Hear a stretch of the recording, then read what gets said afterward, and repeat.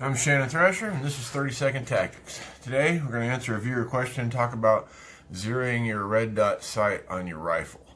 Now, before we even get started talking about the zero process, let's talk about what we need.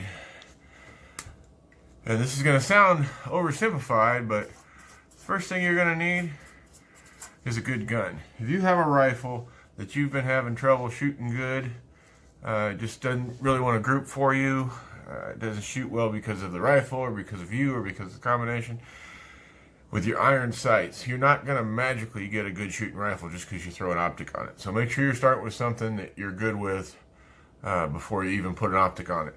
And then, of course, add a little more common sense. You want a good optic. If you get a $40 Walmart red dot, you will get $40 Walmart red dot results. Consistency, grouping, the ability to maintain zero is all going to be commensurate with that $40 you spend at Walmart. So it gets you good quality optic. I'm not here to, recommend one brand over another, but there are, several good brands out there. But again, if you're paying under $50 for your optic, you're wasting your time as far as a professional grade scope that's going to hold up, it's going to hold at zero. So, depending on the mounting system, whether it's a quick detach or rings on a rail or Picatinny rail or dovetail or whatever, with good optics goes the good mounting, whatever that might be.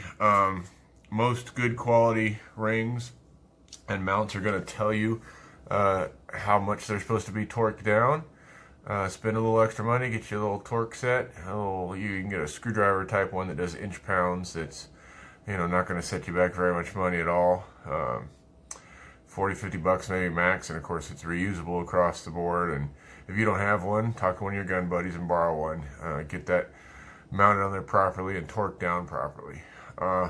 Once you get that, the other thing you're going to need is good ammo. Because if you have, cheap, inconsistent ammo, you're going to be chasing that dot all day long because you're not going to get good groups based on the ammo's performance rather than the rifle or you or the optic. And after that, we're going to talk about a good target. What makes a good zeroing target? We'll talk about that more in a minute. And then a good position. And what I mean by that is, the best shooting position you can get. Because again, we're not trying to judge your ability to shoot that gun standing up in a high wind on 1 foot with your one hand behind your back. You want to be making the best shots that you and that rifle can make together, because that's what you're judging by where you're adjusting your scope and getting your zero. So we get all that and we go to the range. Let's back up a second and talk about targets. This is just a couple of zero targets I grabbed out of my stack. Either one is a good example of a zeroing target, where basically you have some sort of graph system. So if I'm shooting over here, on this one, and this one's zeroed to a certain rifle, a military M4 type rifle, and the way it works. And this is a 25 meter target to simulate a 300 meter target. But this doesn't have to be used for that. It can be used for whatever. But for example, if all your bullets are hitting here, then you can say, okay, well, I got to come 12 to the left, and I got to come 6 up. It's already mapped out for you. And that's fine if you have that. Something like this, it's basically, and these are, as you can see, these what look like 1 inch squares, and for all intents and purposes are 1 inch squares, 1.06, which, you couldn't tell the difference without a micrometer. When you're using just photocopied targets like this, which is great, make sure you don't get too far off of where you're supposed to be as far as a zero. So if that's supposed to be a 1 inch square, get your little ruler and say, yeah, that's still a 1 inch square. I haven't copied it so many times that it got bigger or smaller or something like that. So then we go out and we shoot. And a lot of people tell you shoot a 3-round group. And I'm not really opposed to that, but I think a 5-round group is going to give you a better idea of a true zero. We all have that flyer now and again, and with only 3 rounds, 3 is the minimum. You need to, you've heard the phrase triangulate. to find the center of something. 3 points is going to be the minimum you need to get that, left, right. So for example, if we shoot this target, let me back up a second. What distance are we going to shoot this target from? What distance do you want to zero your rifle at? Ultimately, that's going to be up to you. I would say, since we're basically talking about a red dot on an AR, I would say you should have a 50-yard zero for that, and that's going to generally cover you shooting a human-sized target from probably 20 to 200 yards. Again, depending on your weapon system, your ammo, your scope, and all that needs to be confirmed. You can do a 100-yard zero. There's nothing wrong with that. You can do a 25-yard zero and stick with it. Again, it just depends on your weapon, you knowing what you did and what it will do. If you have that 25-yard zero and you have to make that 150-yard shot, do you know where it's going? But I would recommend to start off, because you don't know where your rifle's hitting, start off at a 25-yard zero.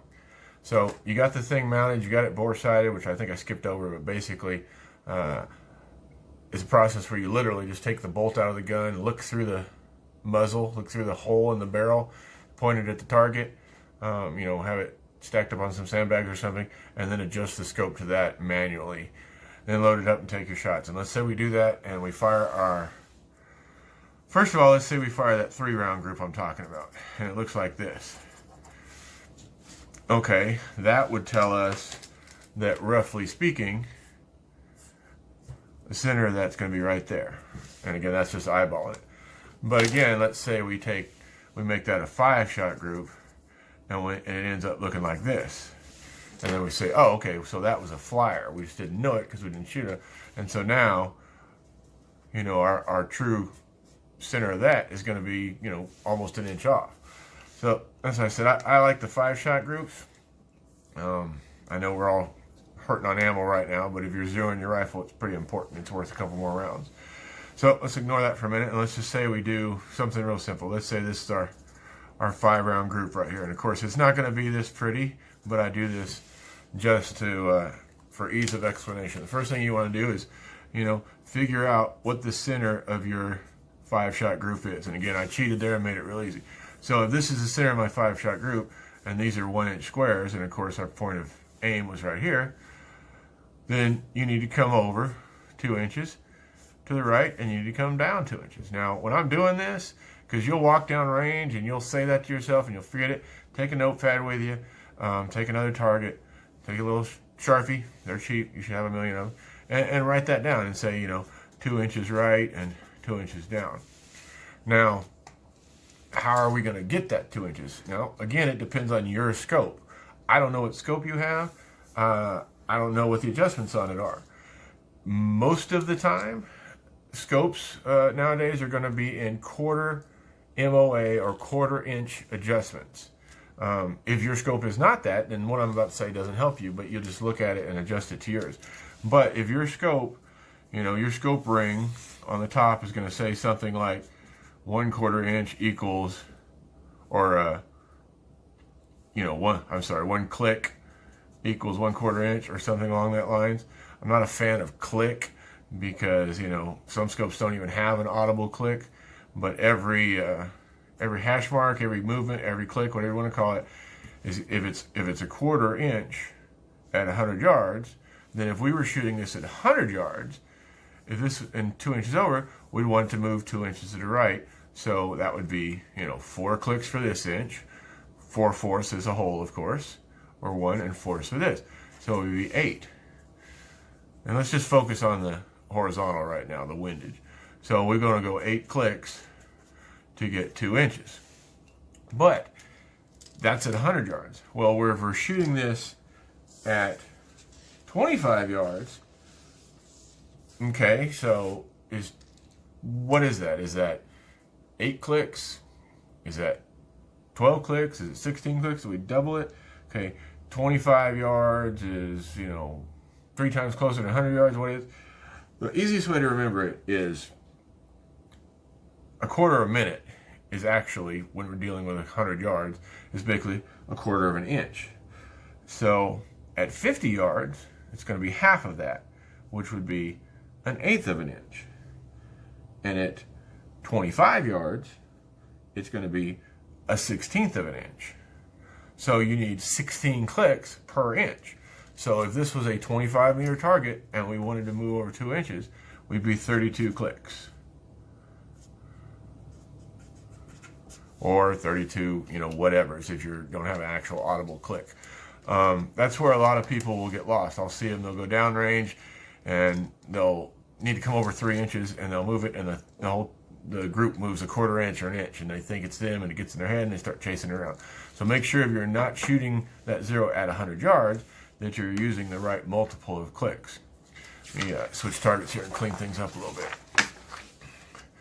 So again, just real quick, if this is our group, let's see, I'll just do it random. 1, 2, 3, 4, 5. I just threw those out. Now, my first thing I'd tell you, and I did that really quick, is if this is your group that you're trying to zero with at 25 yards, take the scope off, buy some ammo, and go practice your rifle. Because at 25 yards, that's either a bad rifle, bad ammo, or a bad shooter. So for purposes, let's say this was our group. That's something a little more respectable. You can start worrying about your scope. But if you're getting, 3 or 4 inch groups at 25 yards, then the scope's not your problem. So let's say this is our group. Okay, and again, you're basically just going to try to figure out, that's basically a triangle right there. So this is pretty much going to be the center of that group. So if that's, say, 1 3/4 inch to the right, so we want to move it to the left, and 1 3/4 inch, give or take, up, so we want to move it down. Go back, make your adjustments. Remember, if this is a 25-yard zero, remember to multiply those. That's not going to be 7 clicks. Now, if this is a 100-yard target, then yeah, you're going to run those 7 clicks. So go ahead and make your adjustments and you shoot. And then all of a sudden, you shoot and you get this group. And you're like, well, what happened? I went too far. Okay, this target, the world you're shooting in, and your scope are all different things, and it may not be perfect. So do the same thing again, come back up. You might have overshot, the adjustments might not be as specific on your scope, and that ammo might not be shooting the same way on the same scope. It might be something as simple as the fact that your scope is mounted higher or lower than the scope was factory mounted when it was, when they originally determined all these adjustments. So if you overshoot or you undershoot, don't sweat it. Just do it again until you end up with, a good group on your center. And let's say, this is your last group you shot. Okay, it's beautiful. You're great. You're ready for, super sniper school or whatever. So this is your group, and we're still at 25 yards, right? So we take this, we go back, and move back to this other target. Well, neither one of these is real clean. So we'll throw this one up here. So now you take that 25-yard zero that you started close, so you can see how far you're missing. You can make those minor adjustments and stuff. And you move it back to where you want your zero, whether that's 50 or 100 or wherever you want to confirm it. And you shoot it again. Now, depending on the rifle and everything, it's going to be, chances are, it's going to be good left and right. Your windage is going to be good because we've changed the distance, which shouldn't really affect your windage. And it might be a little high or a little low depending on your weapon system, how high your scope's mounted and stuff. And you just make those final adjustments, confirm it. And again, if you get a relatively tight group, what's good for you, what you and your weapon are capable of, then it's zeroed. After that, one thing I would suggest is a little bit of, get a little paint pen and make a little mark on the scope and the scope itself and the turret, just to indicate, where your zero is. If you have adjustable rings that you can slip them back to zero, do that. That's not quite as common on red dots, but if you have that, do that. And your weapon's zero. Now, every once in a while, you want to confirm that. When you change ammo brands, you need to confirm that. If you zeroed in the summer and 90 degrees and 90% humidity, and now it's winter and it's 20 degrees and 20% humidity, you probably need to confirm that zero again. If you drive around with that rifle in your trunk, banging around the patrol car all year long, you probably want to take it out and confirm that zero as often as you can. So this video is way longer than I was hoping it was going to be. I hope I didn't bore you guys to tears. I didn't cover everything because a lot of it's hands-on. I hope that makes a lot of sense. Anything you don't understand with what I just said, please get down in the comments. Ask me to clarify. I'll be happy to help you guys out. Until then, as always, work, train, repeat. Stay safe, guys.